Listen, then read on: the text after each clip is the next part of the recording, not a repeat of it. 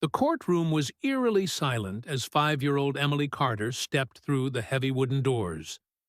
Her tiny hand gripped the leash of Rex, a German shepherd with a jagged scar running down his side. All eyes turned to the little girl as she made her way toward the witness stand. She looked frightened, but there was a quiet resolve in her steps. Judge Mark Sullivan, a seasoned man of the law, leaned forward slightly, watching her closely. He knew everything hinged on this moment. Emily was the only witness to a chilling kidnapping attempt, a case that could send a dangerous man to prison for life. But there was one major problem. Emily hadn't spoken a single word since the incident. At the defense table, Richard Hale sat confidently, almost smug. A 45-year-old software engineer with an unremarkable appearance, Hale had been arrested after someone claimed to have seen him at the scene of the attempted abduction. His defense team was well prepared. No physical evidence, no confession, and a mute child as the only witness. His lawyer was ready to argue that a traumatized little girl couldn't possibly identify his client with any certainty. Then, something no one expected happened. As Emily settled into the witness chair, her green eyes locked onto Richard Hale's. Her small fingers trembled slightly, then made a subtle motion, a silent signal she had practiced in therapy. Only 2 people noticed: Rex and Judge Sullivan. Rex reacted immediately. His body went rigid, ears snapping upright. A low, rumbling growl emerged from deep within his chest. His eyes locked onto Hale, sharp and unwavering. The courtroom stirred. Murmurs spread like wildfire. This wasn't just a loyal dog offering comfort. This was something primal, an instinctive response that couldn't be faked. Judge Sullivan slammed his gavel. "This court will recess for 15 minutes, he said firmly, his voice cutting through the noise. Prosecutor Jenna Collins shot him a puzzled glance, but he didn't explain. His eyes shifted back to Emily, who now clung to Rex as if the world depended on it. Something had changed, something critical, and he needed time to understand it before the trial continued. As the courtroom cleared, Sullivan remained at the bench, deep in thought. In all his years on the bench, he had never seen a therapy dog respond with such precision and intensity. This wasn't a coincidence. It was a message. What had Rex recognized? And what did it mean for the case? Outside the courtroom, Emily knelt beside Rex, her small hands buried deep in his fur. She held on as if letting go would shatter her. Her mother, Sarah Carter, crouched next to her, gently brushing Emily's curly hair with trembling fingers. "Sweetheart, are you okay?" she whispered. Emily didn't respond. She didn't have to. The way she clung to Rex said more than words ever could. Just a few feet away, Jack Monroe, the lead FBI investigator, stood watching. A veteran agent with decades of experience and a reputation for reading people like open books, Jack didn't miss much. And he hadn't missed this. "That dog reacted for a reason," he muttered, stepping up beside Judge Sullivan. "I'd bet my badge he recognizes Hale from somewhere." Sullivan exhaled slowly, his eyes narrowed in thought. "Then we need to find out where." Meanwhile, in the defense's private room, Richard Hale sat stiffly beside his lawyer, Michael Graves. The moment the door closed behind them, Hale's smug facade dropped. His eyes darkened, and his jaw tightened. He began tapping the table rhythmically, the courtroom moment playing on a loop in his mind. "The girl didn't speak," he murmured, almost to himself. "But the dog did." Graves looked up, frowning slightly. "What do you mean?" Hale's voice dropped to a whisper. "She knows. And that damn dog knows too." "What?" Hale forced a smile. "Nothing." But his mind was racing. That dog is a problem. Rex could ruin everything. Back in the courtroom, Judge Sullivan adjusted his robes with quiet purpose. He wasn't a man who believed in coincidences, and Rex's reaction had just given them the most important clue of the trial. For the first time, he felt the balance shift. Something was finally breaking through the silence. But before the courtroom, before the fear that had stolen her voice, Emily Carter had been a joyful, talkative child.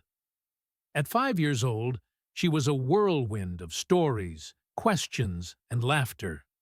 Her bright blue eyes sparkled with wonder. She loved fairy tales, stuffed animals, and her mother's silly voices during bedtime stories. She had never known true fear, not until that day. It was a beautiful spring afternoon. The scent of blooming flowers drifted on the breeze. From the kitchen window danced through the backyard Carter watched her daughter spin in slow, happy circles, her pink dress twirling like petals in the wind. David Carter would be home soon. Sarah was debating whether to start dinner or wait for him. It should have been an ordinary day, a safe day. Then, at 3:42 p.m., the phone rang. Her sister had called from out of state, so Sarah stepped inside, thinking it would only take a minute. Just a quick chat. 4 minutes. That's all it took. When she returned to the yard, the gate was open. A jolt of panic gripped her chest. Her breath caught. The spot where Emily had been playing was now eerily quiet. Then she saw her. Emily was still in the yard, but she wasn't alone. A dark van idled near the sidewalk, its side door slightly open. A man crouched beside Emily, smiling in a way that felt too wide, too perfect. "I have puppies in my van," he said smoothly, his voice practiced and syrupy. "Special ones. They need a little girl to take care of them. Want to see?" Time seemed to slow around Sarah. Her instincts screamed long before her mind could catch up. "Emily!" she shouted, her voice cutting through the calm like a knife. The man's head snapped toward her. His smile vanished, replaced by a sharp, cold stare. In a flash, he grabbed Emily's arm. Emily didn't scream. She didn't fight. She just stood frozen, eyes wide and vacant, fear locking her in place. Across the street, Martha Jenkins, an elderly neighbor walking her tiny dog, witnessed the entire scene. Her voice, rough with age but strong, rang out. "Hey, get away from that child!" The man hesitated, just for a second. But that second was enough. Emily yanked her arm free and bolted toward her mother. Sarah caught her in trembling arms just as the van's engine roared to life. Tires screeched. The vehicle sped off, leaving black skid marks across the road and a trail of terror behind. Sarah held Emily tight, her heart hammering in her chest. But Emily didn't cry. She didn't speak. She just buried her face in her mother's shoulder and shook. Within minutes, flashing lights filled the street. Detective Jack Monroe arrived first, a seasoned FBI agent known for chasing monsters most people never saw. His silver hair and steel eyes told stories of years tracking predators and the children they stole. "He fits the pattern," Monroe muttered, flipping through his notebook. 4 kids in 18 months, all lured with the same line about puppies. His partner, Agent Lisa Grant, crouched beside Emily, her voice soft and warm. "Sweetie," she said gently, "can you tell me what the man looked like?" Silence. Sarah ran a hand through Emily's curls, trying to keep her voice steady. "Honey, it's okay. You're safe now. Can you tell them anything?" Emily clutched her mother's sweater with tiny fists. Still no words, no nod, just silence. It was as if her voice had vanished. "She hasn't said a word since I grabbed her," Sarah whispered, her voice thick with fear. "She just won't talk." Agent Grant exchanged a glance with Monroe. Selective mutism, she murmured. It's a trauma response, not uncommon in young children. Monroe rubbed his temple. Without details, we've got nothing. A man, a dark van, could be anyone. Just then, Martha Jenkins stepped forward with determination in her step. I saw part of the license plate, she said. First 3 letters were YKZ. Monroe's eyes lit up. That's something. But Sarah barely registered the exchange. She held Emily close, feeling like she was losing her child more with each passing hour. In the days that followed, things only got worse. Emily stopped playing. She stopped drawing. She refused to step outside, flinching at the sound of passing cars. Sleep came rarely, and when it did, it brought nightmares. Violent ones. She thrashed beneath her blankets, mouth open in silent screams. Sarah and David tried everything. Picture books, warm cookies, her favorite stuffed unicorn, Mr. Sprinkles. Nothing worked. Their bright, bubbly daughter was fading in front of them. One night, long after Emily had finally fallen into a restless sleep, Sarah sat alone at the kitchen table, staring at her untouched cup of tea. Her hands trembled as she clutched it, tears brimming. She didn't know how much longer they could hold on. The therapist suggested a support animal, Sarah said quietly. A therapy dog? David rubbed his hands over his face, exhausted. You really think that'll help? I don't know, Sarah admitted, her voice barely above a whisper. But I'll try anything. They didn't know it then, but that decision would change everything. Because even though Emily had lost her voice, the air inside Dr. Laura Bennett's Animal Rehabilitation Center was clean, tinged with the scent of fur and antiseptic. The room was calm, almost still, broken only by the steady tick of a wall clock and the soft tap of claws on tile. On a padded bed near the window, a German shepherd lay stretched out, his ears flicking at every sound. His dark eyes watched with quiet intelligence, scanning the room with the focus of a soldier off duty. This was Rex. Once, he had been one of the city's finest K-9 officers, sharp, fearless, and relentless, trained to track, defend, and save lives. But now his career was behind him, marked by scars that told a different kind of story. One long, jagged line along his rib cage stood out. The price he paid for bravery. 3 years earlier, on a mission to rescue a kidnapped child, Rex had lunged at an armed suspect just as the man raised a knife meant for an officer. Rex had taken the blow instead. He survived, but the injury ended his service. He hadn't worked since. Until Emily. Despite his wound, Rex had stopped the criminal that night. But the injury never fully healed. He couldn't move like he once did. And with budget cuts tightening around the department, they retired him early. Labeled unfit for duty, he was quietly added to a list, scheduled to be put down. Useless. Disposable. That's when Dr. Laura Bennett stepped in. She ran a small but powerful program that paired rescue animals with survivors of trauma. When she heard Rex's story, she fought to keep him alive. Because to her, a scarred dog wasn't broken. It was a fighter. Rex still had his sharp instincts, his quiet strength, and his unwavering loyalty. And now, she was about to prove just how much those things still mattered. Sarah Carter sat nervously in a soft chair, clutching the fabric of her skirt like it could hold her together.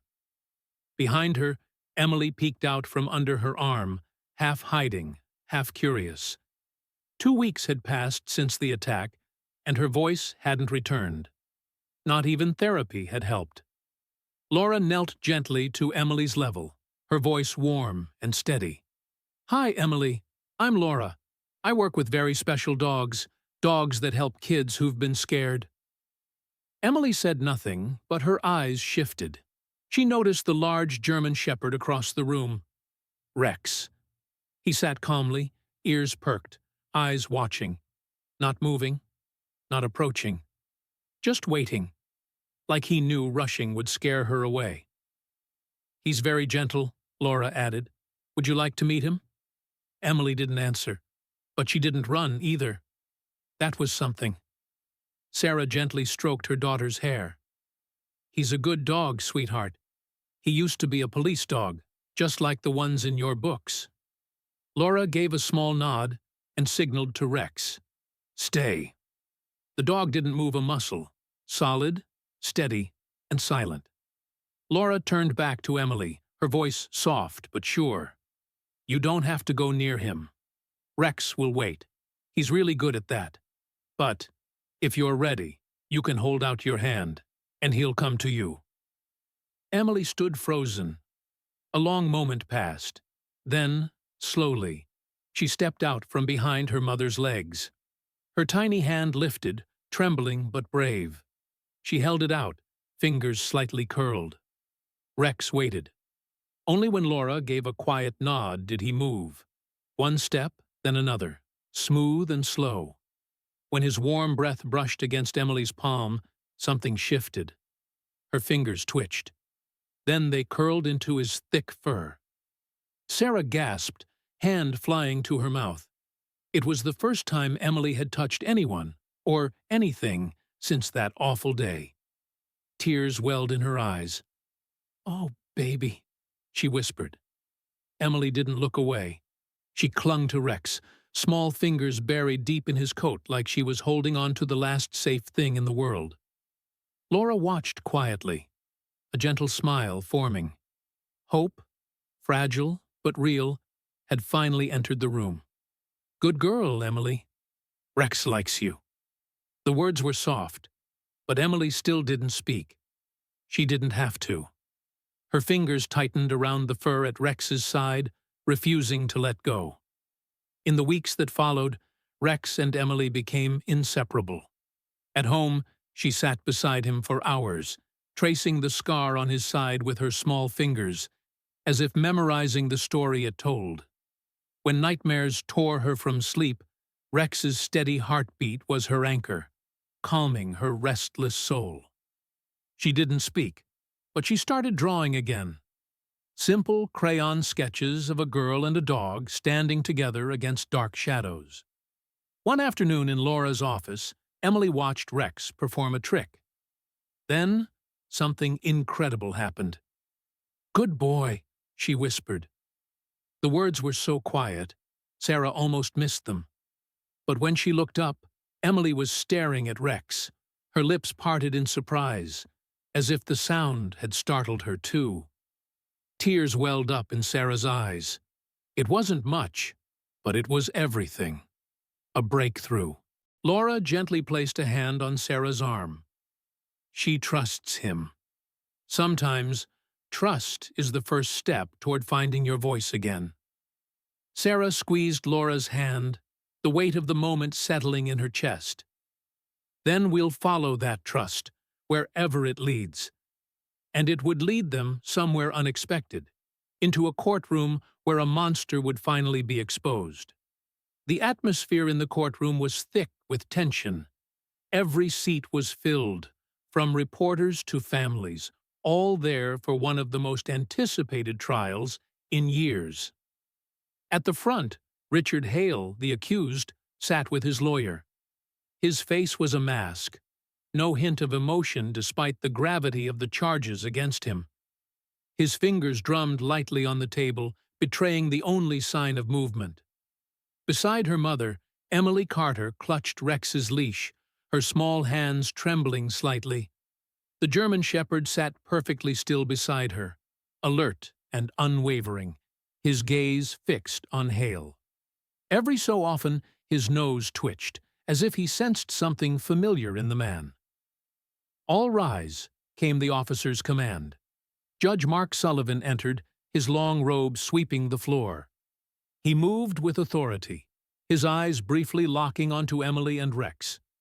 While he'd already ruled that the therapy dog could remain, He knew not everyone was in favor of the decision. As he settled into his seat, he addressed the courtroom in his deep, measured voice, commanding attention. "Before we begin with opening statements," he said, his gaze sweeping over the room, "the court will hear arguments regarding the presence of the support animal during these proceedings." The defense attorney, Michael Graves, stood smoothly, adjusting his tie as he prepared to make his case. "Your Honor," Michael Graves began, his voice polite yet firm, "we acknowledge the prosecution's reasoning behind the emotional support animal, but we believe that having a large German Shepherd in the courtroom could unduly influence the jury's emotions, potentially swaying their judgment. This may compromise the integrity of my client's case. We respectfully request that the dog be removed during testimony." Jenna Collins, the lead prosecutor, stood swiftly, her tone resolute. "Your Honor, Emily Carter is only 5 years old and a survivor of severe trauma. She has been diagnosed with selective mutism as a result of the events she endured. Rex is not here for emotional appeal. He is a medically necessary support animal.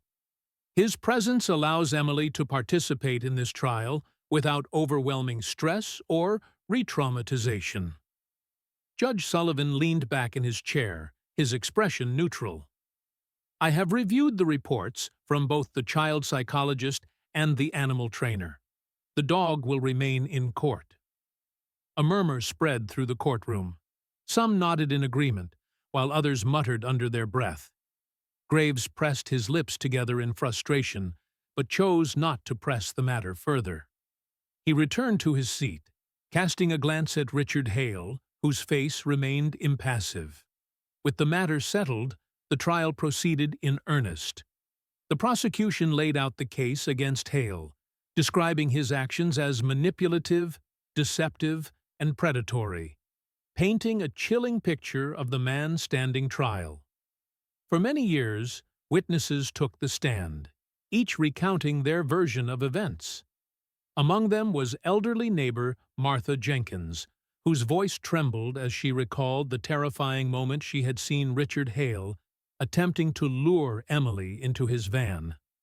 Her words shook as she described how he grabbed Emily's arm only to flee when caught. Throughout it all, Emily sat quietly, her small body nearly hidden by the large courtroom chair. Her fingers tightened around Rex's leash, but she never released her grip. Whenever the weight of the moment seemed too much, she would lower her gaze to Rex, who remained calm and steady, offering her a silent sense of comfort. Then came the moment everyone had been waiting for: Emily's testimony. The courtroom fell into a hushed silence as she was gently guided to the witness stand. Sarah Carter, her mother, walked beside her, protective, yet fighting the instinct to shield her further. Jenna Collins, the lead prosecutor, approached slowly, her voice soft and reassuring. "Hi, Emily," Jenna said gently. "I know this is scary, but you don't have to speak if you don't want to. You can just nod or shake your head. And if you need a break at any time, just let us know." Emily didn't meet Jenna's gaze. Her breathing was shallow, but when Rex leaned his large body against her leg, she tightened her grip on his fur and gave a small, hesitant nod. "Good," Jenna encouraged, her voice calm. "You're doing great." "Emily, can you tell us who was in your yard that day?" Jenna's voice was gentle, but her question held weight. Emily paused, her small form still and quiet for a long moment. Then, slowly, she raised her arm and pointed directly at Richard Hale. The defendant's face remained neutral, but there was a subtle tightening of his jaw. Graves jumped to his feet, his voice sharp. "Objection, Your Honor. The child was shown photographs of my client before the trial. This is not a reliable identification." Judge Sullivan raised a hand, his gaze unwavering. "Overruled. The jury will decide the credibility of the witness." Jenna turned back to Emily, her voice soft but insistent. "Emily, did this man say anything to you that day?" Emily didn't answer with words. Instead, she made a small hand motion, a gesture that was simple, yet telling. It was the same signal she'd used with Rex before. In an instant, the German Shepherd's ears perked up, his body tensed, and a low growl rumbled from his chest. It wasn't a threatening growl, but a clear warning, a reaction that was far from subtle. The courtroom fell into stunned silence. Even Judge Sullivan leaned forward, his brows furrowed in concern. Graves, sensing the shift, sprang to his feet again. "Your Honor, this is nothing more than theatrical drama." But Judge Sullivan wasn't paying attention to him. His eyes were locked on Rex, who was now entirely focused on Hale, as though recognizing something only he could perceive. It was the same behavior Rex had exhibited during their previous encounters. Something clicked in Sullivan's mind. He was beginning to wonder if the dog knew something the rest of them did not. He turned to Jenna. "Miss Collins, has this dog ever been in the presence of the defendant before?" Jenna hesitated, her eyes scanning the courtroom before answering. "Not that I know of, Your Honor." Judge Sullivan's gaze shifted to the defense table. "Mr. Hale, have you ever encountered this dog before?" For the first time, Richard Hale's composure faltered. His hands clenched at his sides, his jaw tightened. He remained silent, the tension palpable. Then Jenna's eyes widened in realization. She leaned toward her team, whispering urgently, and one of her prosecutors quickly exited the courtroom. "What's happening?" Graves demanded, his voice sharp, his frustration mounting. Jenna straightened, her expression firm. "Your Honor, I request a brief recess. There may be new evidence." Judge Sullivan studied her for a moment, then nodded. 15-minute recess. As the courtroom slowly emptied, whispers buzzed through the air. Had Rex, the therapy dog, just recognized Richard Hale? And if so, where from? Judge Sullivan, deep in thought, understood the gravity of the moment. He knew that the answer, whatever it might be, could shift the entire course of the trial. The case had already taken a heavy toll on the prosecution, and Hale's connections to multiple disappearances loomed large. However, Emily's testimony was still incomplete, leaving the trial in a precarious state. What no one had anticipated was that the key to solving the case wouldn't come from the child, but from the dog who had proven to be more than just a comfort. He might hold the truth that would change everything. The morning air was cool, the sky overcast as the prosecution team, led by Jenna Collins, prepared to present their next move. They had new forensic evidence. Soil samples recovered from Richard Hale's van had been tested, and the results pointed to a specific location, a remote abandoned cabin deep in the northern woods. Detective Jack Monroe, a seasoned investigator with years of experience in similar cases, understood the gravity of the discovery. "Your Honor," Collins began, addressing Judge Sullivan with confidence, "we request a 24-hour break to follow up on a crucial lead. The soil samples point to a cabin, and we believe this could be the final piece to solve the case." Michael Graves, Hale's defense lawyer, was quick to oppose. "Your Honor, this is nothing more than a delay tactic. My client has already endured extensive questioning. Soil samples are inconclusive at best. There's no solid proof linking him to this cabin." Judge Sullivan's eyes narrowed, his patience thinning. Graves fell silent under his gaze. "Request approved," Sullivan said firmly. "The prosecution has 24 hours. Court is recessed for now." With the judge's gavel falling, Monroe and his team sprang into action. Rex, Emily's devoted German shepherd, was ready to join them. His reaction to Hale had been unmistakable, a clear sign that the dog might sense something that humans couldn't. Maybe Rex could be the missing link in uncovering the truth. By early afternoon, the search team reached the isolated cabin. The place was eerily quiet, almost like a forgotten world. The wind rustled the trees and dust coated the porch, but faint footprints near the back door suggested someone had been there recently. Rex, as always, was the first to react. As they neared the cabin, his ears shot up, his nose twitching in the air. His body tensed, his tail stiffened, and a low growl rumbled from his chest as he paced back and forth near the entrance. "This place feels wrong," Monroe muttered, watching Rex closely. "He knows something's here." The team moved cautiously, weapons drawn and senses heightened. Inside, the cabin was bare, just a rickety table, a cot, and empty food cans piled in a corner. But Monroe's sharp eye caught something odd. The wooden floor near the back wall had a peculiar line, like a hidden door. He knocked on it. The sound echoed hollowly. "There's something under here," he said, signaling to his team. Quickly, they pried up the floorboards, revealing a narrow staircase leading down into a hidden basement. The air grew cold and damp as they descended.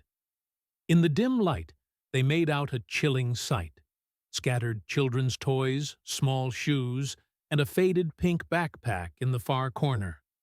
And in the darkest part of the room, chained but alive, was a girl, Emma Sullivan. The team froze. Every instinct screamed that they had found the missing link, the final piece that would bring down Richard Hale. The 8-year-old had been missing for 6 months. Her face was ghostly pale, her clothes torn and filthy.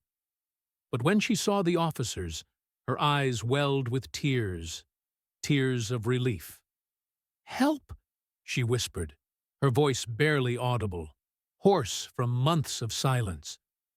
Rex, still on his leash, tugged forward, whining as if he could feel her pain. Monroe moved quickly, rushing to unlock the chains that held Emma captive. He scooped her into his arms, his voice gentle but firm. "You're safe now," he reassured her. "We've got you." Emma clung to him, trembling, the weight of her ordeal still pressing down on her. The search was over, but the true horror of what had happened lingered. Back in court, word of Emma's rescue spread like wildfire. The room was packed as the prosecution prepared for its final confrontation with Hale. The judge ruled that Emma's discovery and the forensic evidence, like the soil samples, could be admitted as proof. Collins stood, her eyes locked on the defendant, her voice cutting through the tense silence. "Mr. Hale," she began, her tone sharp, "how do you explain a missing child locked in a basement on property tied directly to you?" For the first time, Richard Hale's mask cracked. His face lost its composure, and fear flickered across his features. I don't know what you're talking about," he stammered, trying to maintain control. Collins didn't falter. "Your DNA was found on the chains. The tires of your van matched the tracks outside that cabin. And most importantly, Emma Sullivan is alive, and she's going to testify against you." A heavy silence fell over the courtroom. A living witness, someone who had endured unimaginable pain, was about to tear apart Hale's defense and bring the truth to light. The weight of her testimony would be his undoing. His calm mask finally began to crack. Hale's lawyer hissed something angrily in his ear, but it was clear that the defendant was cornered. Then it happened again. Rex, lying quietly by Emily's side, suddenly lifted his head. His fur bristled, and a deep growl rumbled from his chest. The entire room went still. The dog stepped forward, his eyes locked firmly on Hale with a look that was unmistakable. Recognition. Hale's eyes widened, his face losing all composure. For the first time, he flinched. Everyone saw it. The man who had been so smug throughout the trial was now sweating, gripping the table as if he could hold on to his crumbling defense. He turned to his lawyer, speaking rapidly, before his voice dropped to a tremor. "I want to change my plea." The courtroom erupted in gasps. Judge Sullivan's gaze darkened, his voice steady but filled with authority. "Mr. Hale, are you telling this court that you wish to plead guilty?" A tense silence filled the room. All eyes were on Hale as he exhaled sharply, trembling. Yes. The trial came to an abrupt end, stunning the nation. Richard Hale was sentenced to life in prison, with no chance of parole. The case that had terrorized families for years was finally over. But the real heroes were not the lawyers, or the detectives who worked tirelessly. The true heroes were a brave 5-year-old girl and her loyal dog who never left her side. Days after the trial, Emily, who had been silent for weeks, finally spoke her first words, her voice barely a whisper. But it was enough. And the world knew, in the end, it was her courage, and Rex's, that had brought the monster to justice. Holding Rex's face in her small hands, Emily whispered softly, "Thank you." Her parents, overwhelmed with emotion, wept, finally seeing their daughter begin to heal. Rex, ever faithful, wagged his tail and nuzzled her gently, his presence a silent reassurance. In that moment, it was clear. Some bonds are unbreakable. No matter how dark the world becomes, there will always be those who stand against the shadows, even if they walk on 4 legs.